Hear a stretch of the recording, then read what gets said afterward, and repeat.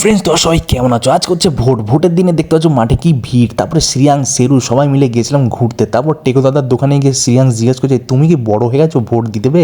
তারপরে টেকো দাদা বলছে তুই চুপচাপ বাড়ি যা তো। তারপর বাড়ি গিয়ে গরমা গরম চা করলাম, চা করে খেলাম। তারপর আজকে ভাবছি টিফিনে কি খাওয়া যাক, আজকে ভাবলাম মুড়ি ঘুগনি খাই। যেই ঘুগনি আনতে গেলাম দেখছি ভাই আজকে দোকান বন্ধ। কি বলবো, আরও মন খারাপ হয়ে গেলো।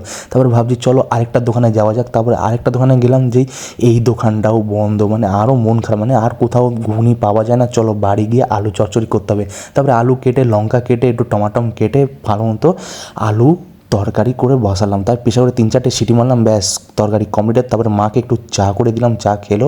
তারপরে ভাই অতগুনে আমি তো মুড়ি ঘুগনি খেয়ে একটু শুয়ে পড়তাম, কী বলবো। তারপরে মুড়ি মেখে খেলাম ভাই, 1 ঘন্টা লেগে গেল, কী বলবো।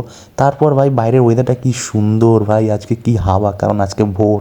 তারপরে আমি দুপুর 1টা নাগাদ খাওয়া দাওয়া করে ভালো মতো পারফিউম মেরে গেলাম হচ্ছে ভোট দিতে। ভোট দিতে গিয়ে দেখছি কী লাইন, তারপর লাইনে দাঁড়িয়ে ঠিক ভোট দিলাম। তারপরে ভাইকেও একটু ভোট দিয়ে দিল। কেমন লাগলো ব্লগটা প্লিজ কমেন্ট করে জানাবে। চলো রাখলাম, বাই।